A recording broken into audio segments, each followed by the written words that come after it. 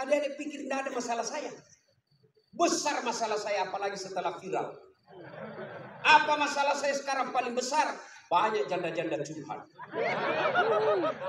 Ustaz, adakah doa-doa penenang jiwa? Seginilah doa-doa penenang jiwa. Lama-lama dia bilang, Ustaz, alhamdulillah jiwa saya sudah tenang. Maukah Ustaz menjadi imam dalam hidup? Saya mohon maaf Bu, saya bukan imam, saya penceramah. Ustaz Antul Sobat, Bapak pikir tidak ada masalah? Banyak masalahnya.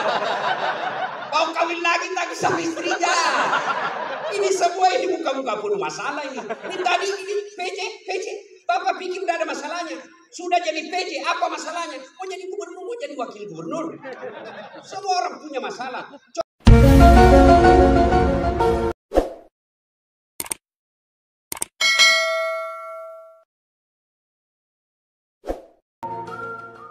Assalamualaikum warahmatullahi wabarakatuh.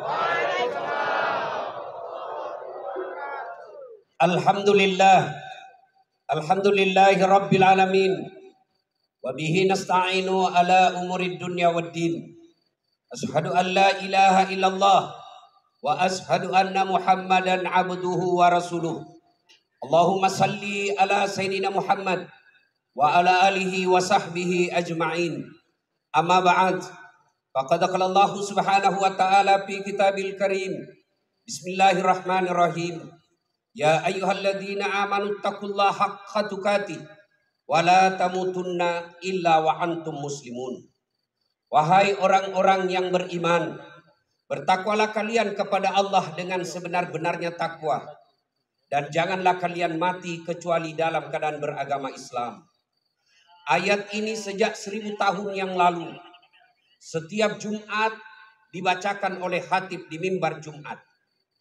Kalau di Riau ini ada pengumuman dari gubernur yang harus diulang-ulang pengumuman tiap pekan, pasti pengumuman itu penting. Ayat ini Jumat dibacakan sejak 1000 tahun yang lalu, berarti ayat ini juga sangat penting dan rasa-rasanya susah diterima akal. Jangan kamu mati, berarti mati kau yang atur. Jangan mati ya, berarti mati mau-maumu. Padahal mati, mau atau tidak, tiba saatnya pasti mati. Orang kaya mati, orang miskin mati, raja-raja mati, rakyat biasa mati, Abdul Somad mati. Pelan-pelan.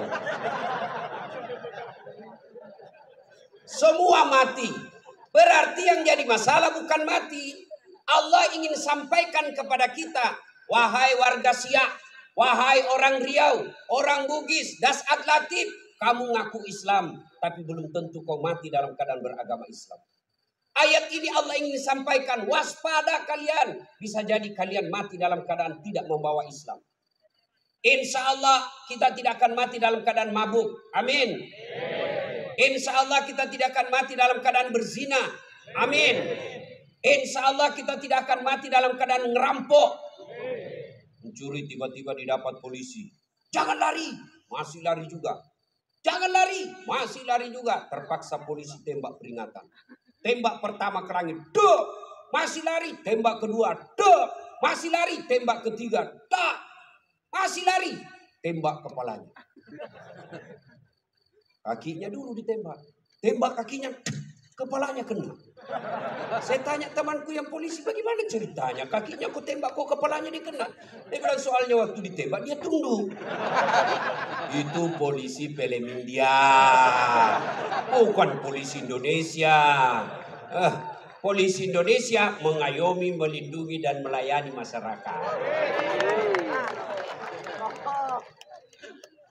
Saudara-saudara sekalian, insya Allah kita tidak akan mati dalam keadaan berjudi.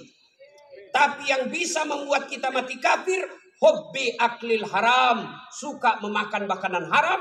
Salah satu di antaranya menerima serangan fajar ketika pemilu yang lalu. Kau tepuk tangan baru kau semua pelakunya.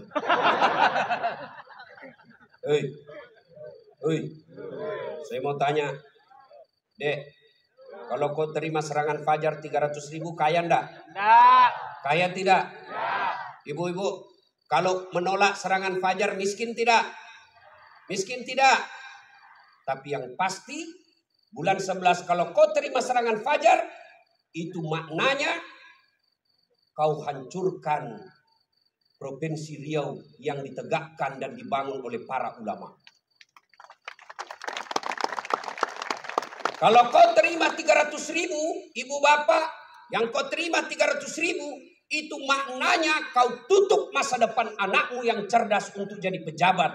Kenapa? Karena yang bisa jadi pejabat yang hanya punya duit. Betul. Mampu menolak serangan fajar? Mampu. Mampu? Mampu. Baru 100 orang. Bisa? Bisa. Bisa? Bisa. Ya Allah, dengarlah janji hamba-Mu.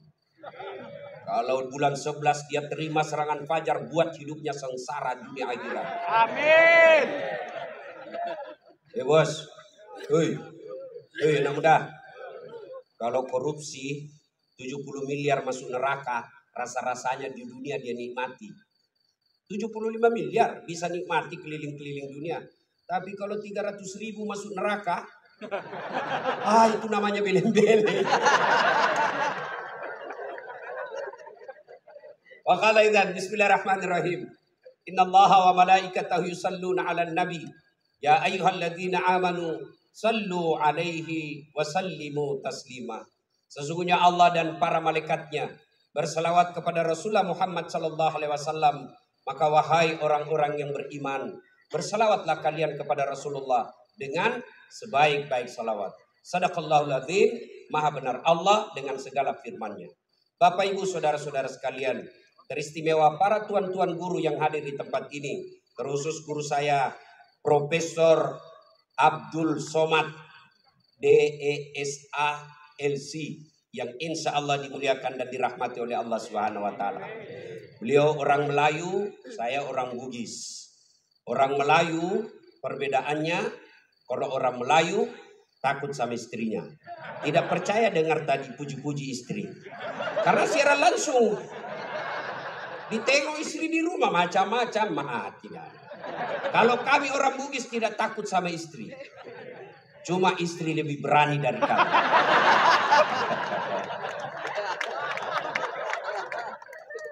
Kita serius dulu. Ini kumpul keluarga. Ya. Suatu kali Umar bin Khattab bertanya kepada sahabatnya yang masih muda tapi dia ahli ilmu hikmah. Namanya Ubay bin Ka'ab. Umar bertanya, Ubay, apa sih makna daripada takwa? Umar bertanya kepada anak muda karena dia ahli hikmah. Apa makna dari takwa sebenarnya? Lalu Ubay bin Ka'ab balik bertanya kepada Umar. Umar, pernahkah kamu berjalan bersama Rasulullah? Pernah? Melewati jalan-jalan yang tebing? Ya. Apakah ketika Nabi menemui jalan yang banyak tebing, cadas, banyak batu-batu runcing, apakah Nabi mundur ke belakang? Kata Umar, tidak. Terus saya melihat Nabi melincingkan tangannya dengan bertanya, lalu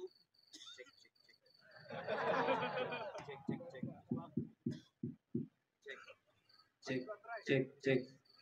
Bukan sabotase ini. Cek. Lalu kata Umar bin Khattab, Nabi mengambil gamisnya naik ke atas, kurang lebih seperti ini. Lalu kemudian Nabi berjalan dengan berhati-hati. Cara lagi. Lalu kata Ubay bin Ka'ab, itulah takwa, kehati-hatian. Apa hubungannya? Satu, kalau kau mau punya rumah tangga yang baik, adik-adik sekalian hati-hati milih calon istri. Jangan kau pilih karena dia cantik, karena kau akan menderita bayar ongkos kecantikannya. Lalu bagaimana cara pilihnya? Kata Nabi, satu, lihatlah kecantikannya. Ini cantik penting, tapi tidak boleh prioritas. Kenapa? Cantik ada masanya, cantik subjektif. Tanya Ustadz Abdul Somad, siapa yang cantik? Tanya Ustadz Dasat Latif, tentu akan terjadi pertengkaran. Siapa yang cantik Dasat Latif? Mamanya Ece dong, di rumah saya. Kata Ustadz Abdul Samad, mama istri saya. Urusan bapak, bukan urusan saya. Cantik itu menurut si A. Cantik menurut si B belum tentu. Cantik subjektif. Yang kedua, cantik itu temporer. Ada masanya. Sweet 17, 17 tahun. Cantik, Masya Allah. Semua kalau dia tersenyum, semua satu kampung tersenyum melihat kalau dia senyum. Semua terpesona. Tapi balik itu 17. 71 tersenyum, lari cucunya dikira mau digigit. Iya kan? Cantik penting. Kenapa penting Ustaz? Karena dia hampir 24 jam bersama kita. Baru bangun, ada lagi. Mau makan, dia lagi depan kita. Pulang kantor dakwah, ada lagi sih dia. Keluar kamar mandi, aduh dia lagi. Jadi kalau jelek casingnya, biasanya kita cepat ganti casing. Cantik penting, tapi tidak boleh prioritas. Karena kalau cantik, kau akan kecewa suatu saat. Yang kedua kata Nabi, lihat keturunannya. Keturunan penting tapi tidak boleh prioritas. Kenapa? Ada orang bapaknya Nabi, ternyata anaknya pengkhianat. Nabi Nuh.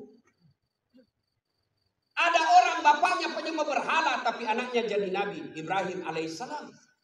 Penting kau lihat keturunan tapi tidak boleh prioritas. Kenapa? Karena itu hidayah datang dari Allah.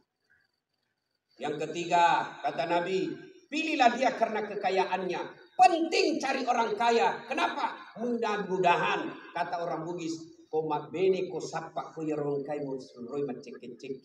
Artinya kalau kau beristri, kau lihatlah mana yang bisa kau nyangkut kalau kau jatuh. Penting. Rasulullah menikah dengan Siti Khadijah, janda kaya di Makkah waktu itu. Penting cari kaya, tapi jangan prioritas. Kenapa? Kekayaan ada batasnya. Dia kaya Ustaz. Iya kah? Iya kaya. 7 turunan tidak akan miskin. Masalahnya dia turunan ke-8. Yang keempat kata Nabi, pilihlah karena agamanya. Bertanya mahasiswa saya di Unhas, Ustaz, kenapa agama nomor 4? Mestinya ke nomor 1. Sebenarnya jangan salah deh. Agama nomor 4 tapi tidak titik di situ, koma. Ada stressingnya, dikasih bor cetak miring, tebal. Utamakan agama, dengan agama kau bisa dapat semuanya. Mencari perempuan cantik, kaya, keturunan baik-baik, baik agamanya, 100 orang belum tentu ada 1. Kalau Ustadz Abdul Somad tahu di Pekanbaru ada seperti itu, tunjukkan saya. Saya juga masih mau. Iya, tapi yang banyak kan cantik wajahnya, otaknya kaya lagi, mukanya kayak kesurupan.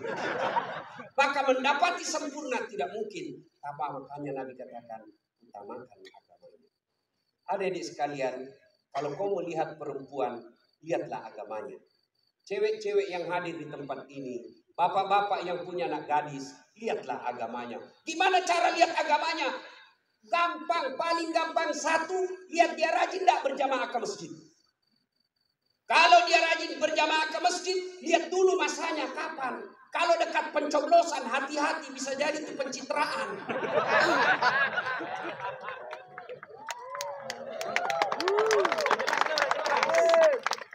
Ada juga di Pekanbaru begitu. Banyak. Ada. Banyak. Kau salah, kenapa kau pilih? Ya, hati-hati milih istri.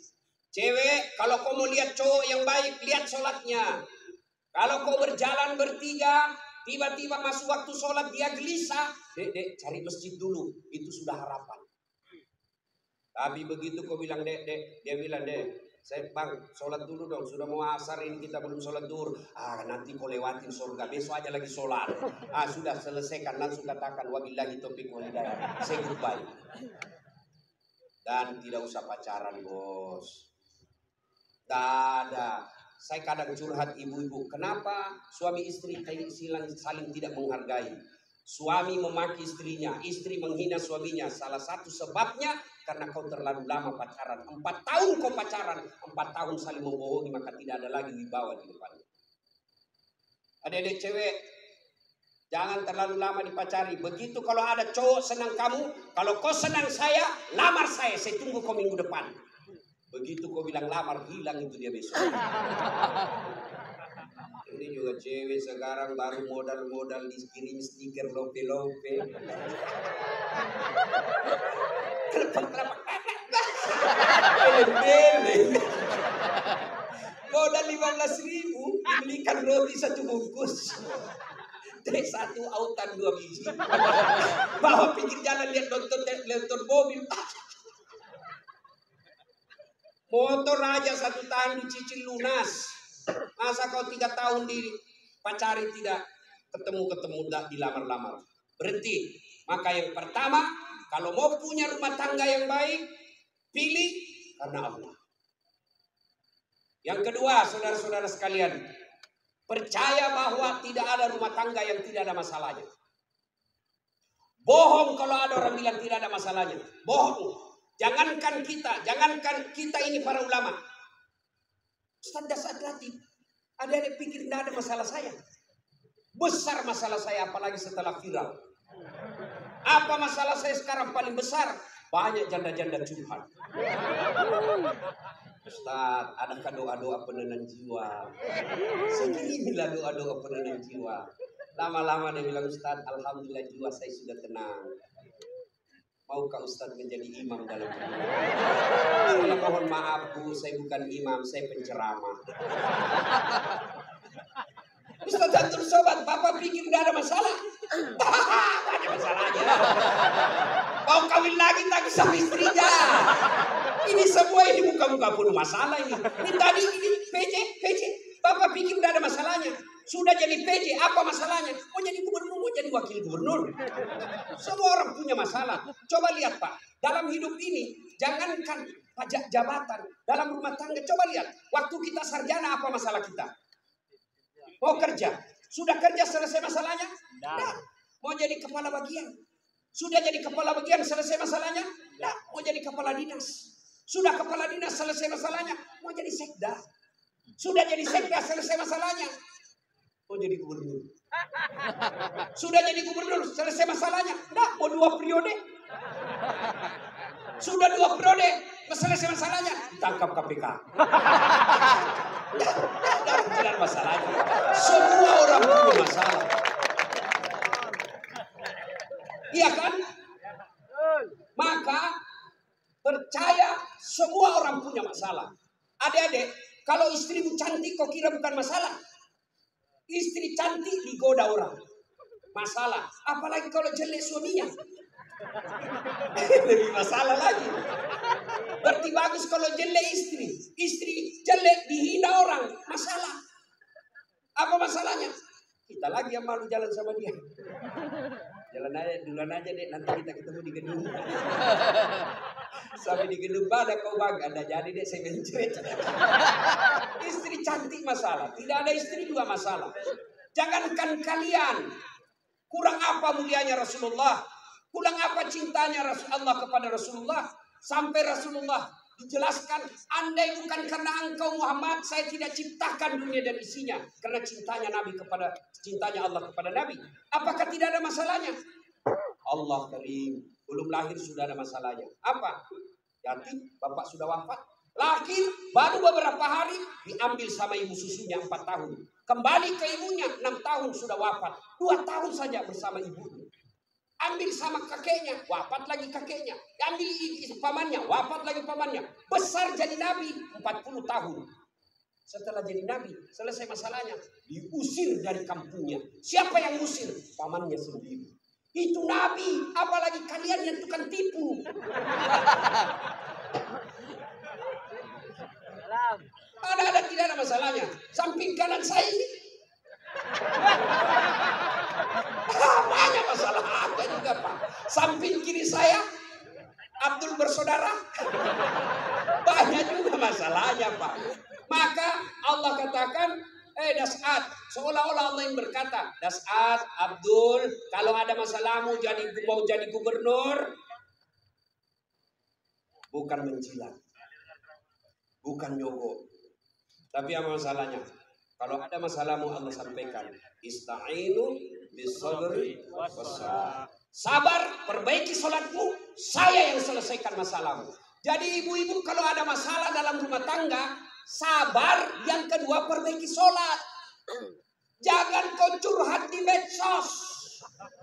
Tak kusangka kau begitu.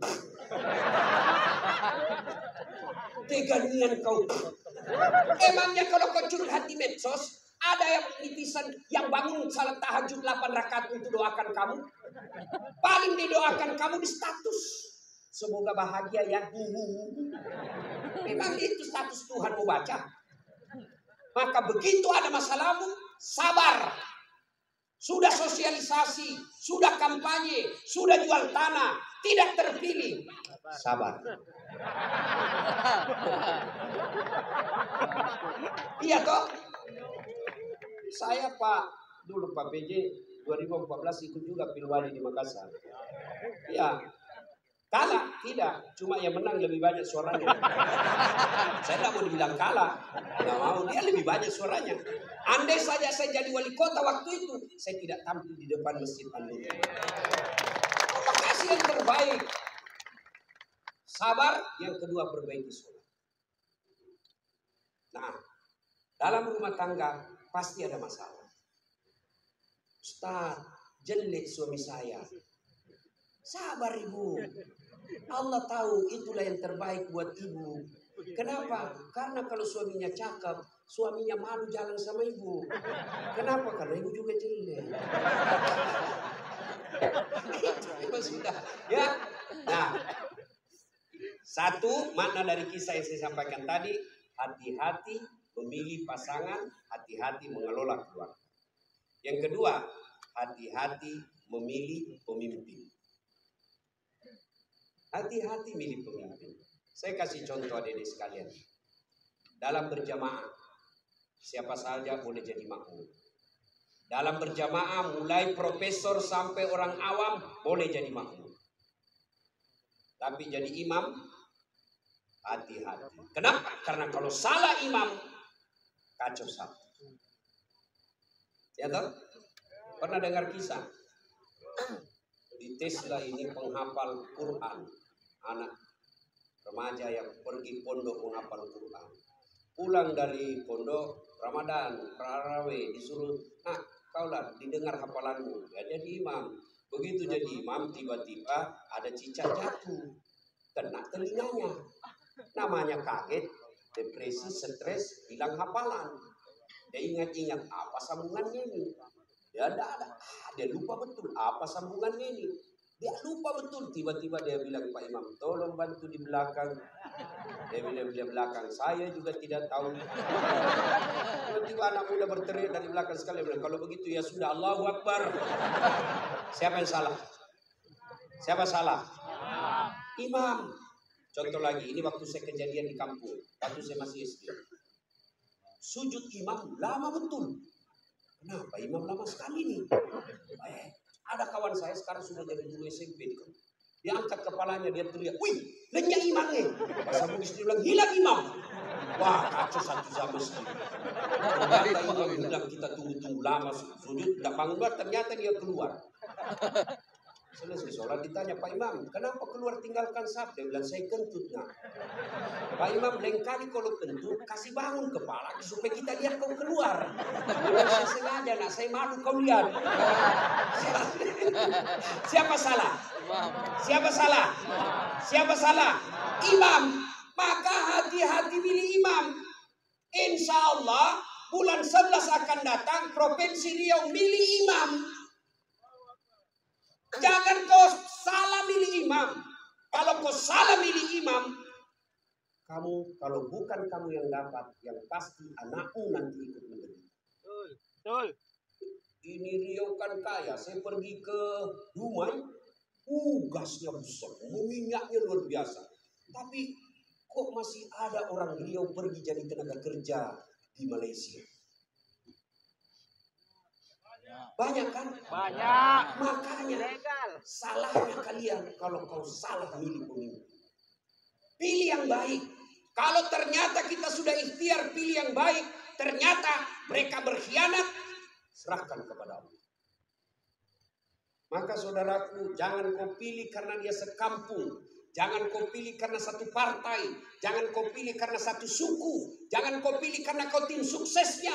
Tapi pilih yang betul-betul kau yakini bisa menyelamatkan provinsi dia. Hati-hati milih pemimpin. Yang ketiga, hati-hati milih teman. Hati-hati milih teman. Teman itu menentukan siapa kita. Itulah sebabnya Nabi mengilustrasikan, kalau kau berteman dengan penjual parfum, maka kalau kau tidak dapat parfumnya, kau dapat wanginya. Kalau kau berteman dengan pandai besi, kalau kau tidak dapat apinya, kau dapat bara panasnya. Kalau Anda bersahabat ulama, insya Allah ulama itu akan menunjukkan kepada kalian yang baik. Cuma sayang, seribu sayang, kita lebih senang bersahabat dengan pejabat daripada para ulama. Kau cium tangannya pejabat, baru 5 menit yang lalu dia korupsi. Mana buktinya? Kalau pejabat mau datang sama kamu, rumahmu kau perbaiki. Kalau perlu horden ganti, makan menu khusus. Begitu kau jemput penghafal Quran, kau jemput. Enggak. Kau kirimi ojek, Grab, rusak lagi setang kakinya satu, mati lagi kita di belakang tergantung kaki, hujan lagi satu mantel berdua, sudah sampai sedikit lagi Ustaz, sedikit lagi, dengan mengatakan tikungan, oh basah sekali kita punya baju, 1 jam kita selawatan, basah semua ketek Pak, gak ada kipas angin, begitu pulang dikasih 50.000 dikucak-kucak. Jangan ketawa, saya serius ini. Tapi saya bersyukur Kabupaten Provinsi Riau ulang tahun dengan membuat tabligh akbar seperti ini. Banyak provinsi ulang tahun pesta undang artis. Apa kau dapat kalau undang artis? Alamat palsu. Kelihatan dadanya, kelihatan pahanya, bajunya kelihatan dada, pendek gula. Enggak juga kau dikasih pegang. Dikasih lihat dia saya. Jangan ketawa, saya serius ini. Maka kita bersyukur dibawa kepemimpinan Pak PJ Gubernur sekarang ini ulang tahun Riau bikin tabligh akbar. Sudah selalu tabligh akbar Ustaz, tapi kali ini spesial. Kenapa? Mendatangkan ulama dari beberapa wilayah Indonesia. Saya baru paham tadi mazhab tentang Riau. Memang kalau geografi, beliau dan sejarah lulus aja Pak. Ustaz Abdul Somad. Kalau saya sejarah lulus Agnes. Alhamdulillah. Ma ibu bapak saudara-saudara sekalian, hati-hati milih teman. Pak PJ, hati-hati milih kepala dinas. Hati-hati kalau bapak jadi pejabat besok-besok, hati-hati milih teman Pak. Teman pejabat itu belum tentu tulus. Yang banyak para penjilat. Apa mau buktikan? Rasakan saja 3 hari yang akan datang Pak. Beda sudah temannya Bapak. Iya. Waktu kita mau rasakan Pak, bedakan rasa waktu Bapak masuk rumah dinas dengan meninggalkan rumah dinas. Waktu kita punya jabatan, siapa. Begitu hilang lewat kita dia pura-pura tidak lihat. Maka keliru para pemimpin. Kalau Allah berikan kepemimpinan, lalu dia tidak gunakan untuk membela agama Allah. Saya biasa kasihan lihat pejabat, tidak semua orang dikasih nikmat jadi pejabat. Kalau ulama masuk surga, masih ngantri Pak. Masuk tapi masih ngantri, lama dia nunggu. Ulama Provinsi Riau, masuk surga, masih ngantri. Ulama NU, Muhammadiyah, MUI, masih ngantri Pak. Ya tak? Tapi begitu katakan Gubernur Provinsi Riau, masuk surga, tidak perlu ngantri sendiri beliau.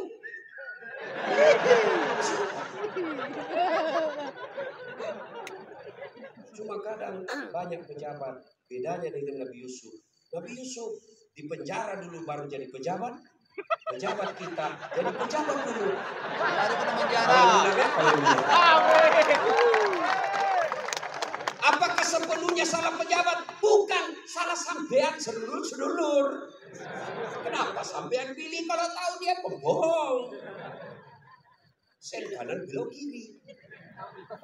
Maka kalau kalian benci pejabat-pejabat kelakuan seperti itu, tidak usah menjelek-jelekkan di medsos. Tidak usah memaki-maki di medsos. Kalian bisa kena pasal pencemaran nama baik. Gimana caranya? Balas di bulan 11 nanti. Jangan kau pilih mereka yang suka bohong. Selesai urusan. Pesan khusus. Boleh berbeda pilihan. Tapi jangan kau berpecah belah. Jangan baper sholat politik. Jangan percaya janji-janji tim sukses. Masih ingat pemilu 2019? Masih. Siapa yang bertanding? Bapak Joko Widodo dengan Bapak Prabowo. Siapa yang menang? Bapak Joko Widodo. Siapa menterinya? Bapak Prabowo. Satu paket. Balik modal. Kalian bertetangga sampai sekarang masih musuhan. Apa namanya kalau bukan beleng-beleng? Beleng. Maka saudaraku, penting memilih kepala daerah. Penting memilih pemimpin di daerah kita. Tapi jauh lebih penting memelihara kemaslahatan dan persaudaraan kita. Innamal mu'minuna ikhwah. Orang Islam itu bersaudara. Tangan kanan gatal tanpa disuruh kiri yang garuk. Tangan kiri yang gatal tanpa diundang kanan yang garuk. Gatal dua-duanya kerjasama. Anak muda jalan-jalan, tahan tuh kakinya, kaki tahan tuh, seluruh tubuh merasa sakit. Padahal kaki tahan tuh, mulut. Tiba-tiba mata juga bereaksi, dia cari mana yang luka. Bereaksi berikutnya, tangan mengusap, mulut meniup. Padahal kaki yang luka. Tidak ada orang kakinya tahan tuh. Rasa kopi jalan. Begitu mestinya kita di Riau. Satu sakit, yang lain ikut merasakan. Ya, jangan berpecah belah. Bersatu. Politik proses 5 tahun. Tidak senang, tidak usah jelek-jelekkan. Cukup, jangan dipilih. Kalian tim sukses, jangan bodoh-bodohi masyarakat. Kalian para calon, jangan kau sogok rakyatmu. Kalian rakyat, jangan kau peras calonmu. Selesai. 5 tahun saja. Jangan sampai pemilih kepala daerah kita meninggalkan dosa jariah dan meninggalkan perpecahan di antara kita. Ya, adik-adik sekalian, banyak yang ingin kita sampaikan. Tapi waktu yang sangat terbatas. Pesan khusus, jaga persaudaraan, jangan berpecah belah. Ya. Nah, berikutnya belum. Terus. Saya bukan calon. Dan terus Pak PJ saja. Nah, ini sekalian saudara-saudaraku yang saya hormati. Berikutnya, dalam rumah tangga, ketika ada masalah, tadi itu sabar, sholat. Saya sudah sholat Ustaz, kenapa masalah saya tidak selesai? Oh, tidak ikhlas. Ayalah sholat, asar lagi. Saya sholat Ustaz, betul kau sholat, tapi main-main. Allah.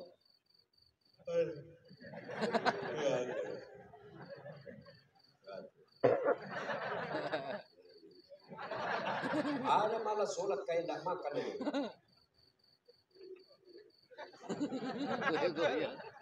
Betul kalau kau yang pelakunya.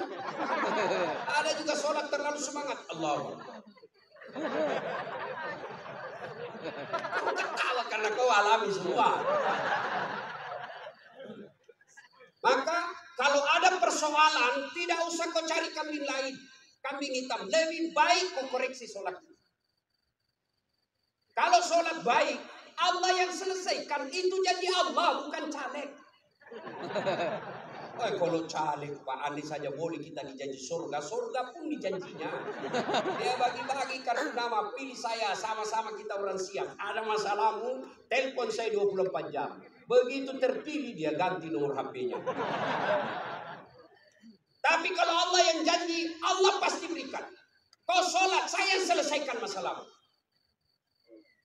Saya sudah sholat Ustaz, kenapa masalah saya tidak selesai? Berarti Allah tahu itu masalahmu akan menjadi amal buat. Saya sholat Ustaz, kenapa masalah saya tidak mau berhenti?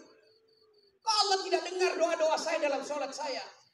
Sangka baik, berarti Allah tahu bukan itu yang terbaik. Pak PJ dengan Pak Abdul Wahid sudah ikhtiar. Kita doakan menang. Kalau tidak menang, berarti itulah yang terbaik. Ya, saya dulu daftar akabri kan, tidak lulus. Gara-gara ceper. Senang betul kau dengar. Saya protes pada Allah waktu itu. Kenapa kau lahirkan saya dalam keadaan pendek? Kau tidak rugi jadi Tuhan kalau saya jadi tentara. Kawan saya lulus. Dia sekarang AKBP.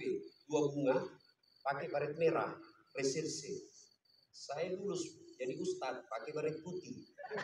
Tapi alhamdulillah dengan baret putih yang saya pakai. Mulai baret hitam sampai baret merah. Kucaramai semua.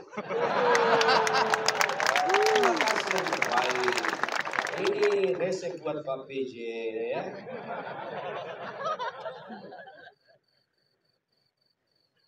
Saya berdoa Ustaz, kok tidak Allah kabulkan?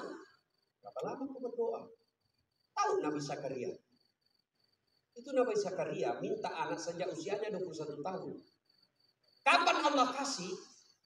90 tahun sampai Zakaria sendiri berkata, tidak mungkin saya punya anak ini, saya sudah tua. 21 tahun, 90 tahun baru Allah kabulkan. Itu Nabi. Puluhan tahun baru Allah kabulkan. Kamu berdoa pagi mau malam. Dikasih, padahal kau tukang tipu. Istrimu aja kau tipu. Alasan rapat, ternyata pilih merapat. Kau dikabulkan doa. Emangnya ada orang dalam?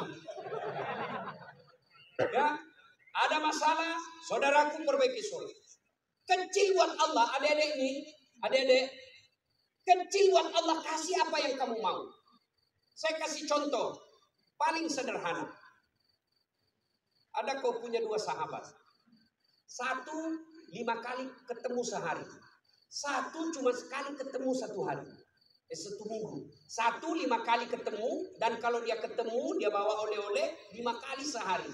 1 cuma sekali sepekan, itu pun tidak bawa oleh-oleh. Mana kalian lebih senang? Yang mana? Yang rajin ketemu dan bawa oleh-oleh. Maknanya apa?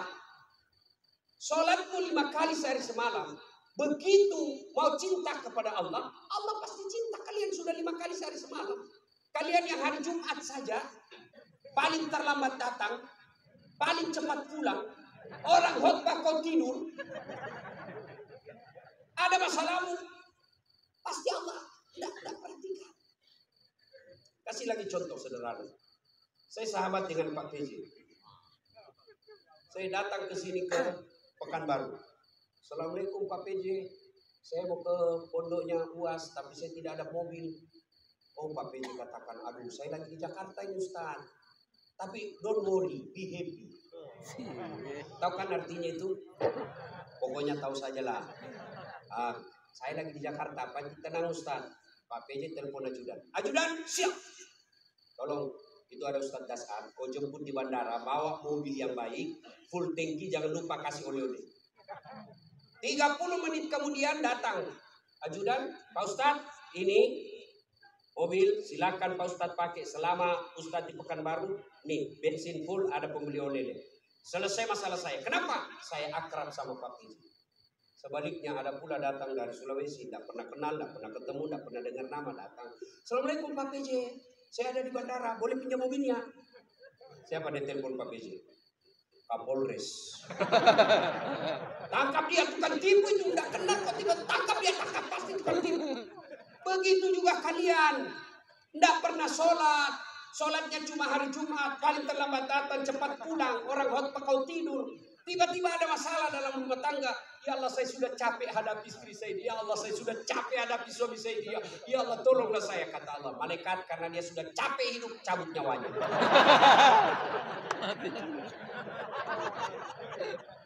Ya, kasih lagi contoh sederhana. Jadi kalau dalam rumah tanggamu ada masalah, sholatmu pasti bermasalah. Contoh lagi, Pak PJ punya ajudan. Ada kan Pak ajudan? Nah, kalau beliau panggil ajudan, itu ajudan, ajudan, biar dia lagi tidur, makan kacang, dia lompat, dia makan dengan bumbu. Siap. Iya Pak ya. Mana ada ajudan yang dipanggil, ajudan, tunggu dulu Pak. Oh bilang tunggu, dimutasi kok jadi Satpol PP. Sistem. Ada polisi. Biasanya polisi Satpol PP itu pegawai honor. Namanya PTT, pegawai tidak tetap. 5 tahun kemudian TTP, tetap tidak pegawai. Pegawai honor biasanya. Dan saya tahu lagunya kalau pegawai honor. Berakit-rakit dahulu, berenang-renang ke tepian, sakit-sakit dahulu, susah-susah dahulu, lalu kemudian tetap susah. Nah, Pak PJ panggil ajudan, ajudan siap. Coba kalau dia bilang tunggu Pak, ajudan, Bapak anda lihat saya sibuk. Tidak mungkin. Itu Pak PJ pun padahal ada pensiunnya, ada mutasinya, ada wafatnya. Takut betul manusia sama manusia. Coba Allah panggil kalian. Hayya 'alas shalah. Apa jawaban kalian? Meeting. Lagi ada pembeli. Hayya 'alal falah. Sini saya kasih kok kemenangan. Adik-adik tahu enggak itu artinya? Hayya 'alal falah. Sini saya kasih kau apa yang kamu mau. Itu hayya 'alal falah. Tapi kita jawab, tunggu lagi ada pembeli. Akhirnya lah kayak sudahlah, kau uruslah kamu pembeli. Pantas 30 tahun kau jadi PNS tidak bisa lepas dari kredit. Karena Allah kesuruh menunggu. Maka adik sekalian yang lagi cari calon istri, yang sudah ada istri tapi penuh masalah dalam rumah tangga, sabar, tingkatkan kualitas sholat. Kalaupun kamu minta dan apa yang kamu minta tidak dikasih, jangan sangka buruk, sangka baik, berarti apa yang kita minta tidak baik. Kepada suami, sangka baik. Kepada istri, sangka baik. Ibu-ibu jangan sangka buruk kepada suami. Kalau ditelepon tidak dijawab, sangka baik. Oh, berarti dia lagi sholat duha. Telepon duhur tidak dijawab. Oh, suamiku lagi berjamaah. Sangka baik. Sore lagi tidak dijawab. Oh, berarti HP-nya tertinggal di mobil. Tiba-tiba masuk WhatsApp, saya lihat suamimu bonceng cewek, cantik betul. Oh, berarti suamiku lagi nge-grab. Kan enak kalau ini sangka baik. Lihat toh, oh sangka buruk, gelisah. Tanya sama istri saya, namanya Cek, saya bilang, apa kau curiga terus? Saya ini ahli agama. Tidak mungkinlah saya berbuat maksiat yang haram-haram. Dia bilang istri saya, itulah yang saya cemaskan. Kalau kau berbuat yang sunnah.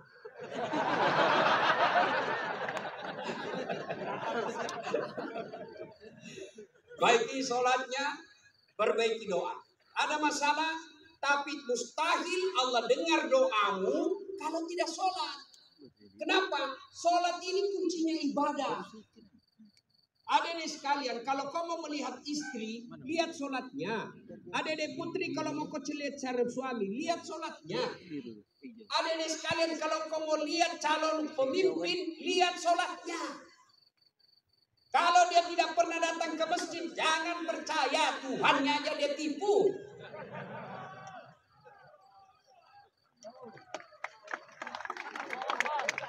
Ya, sholatnya. Apalagi kalau dia jadi imam pasti sholatnya. Ya, ini bukan kita bahas soal politik ya, bukan, cuma mengajari soal memilih pemimpin.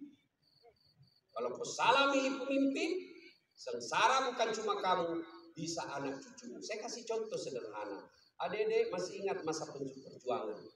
Nenek-nenek kita, mereka wafat, Mereka mempertaruhkan jiwa raganya. Apa mereka yang menikmati hasil perjuangan? Nah, siapa yang menikmati? Cucu-cucunya. Jadi kalau Bapak Ibu memilih pemimpin yang baik, bukan cuma Bapak Ibu yang akan nikmati, 10 tahun yang akan datang anak kita tidak perlu ke Malaysia menjadi tenaga kerja tukang tombak-tombak sawit. Kenapa? Karena bumi Indonesia kaya raya. Tapi sayang 1000 sayang kalau kita salah memilih pemimpin, maka negeri kita ini akan dinikmati orang-orang yang datang. Bahkan seperti yang dikatakan guru kita tadi Ustadz Abdul Somad, kekayaan negeri kita dibawa keluar.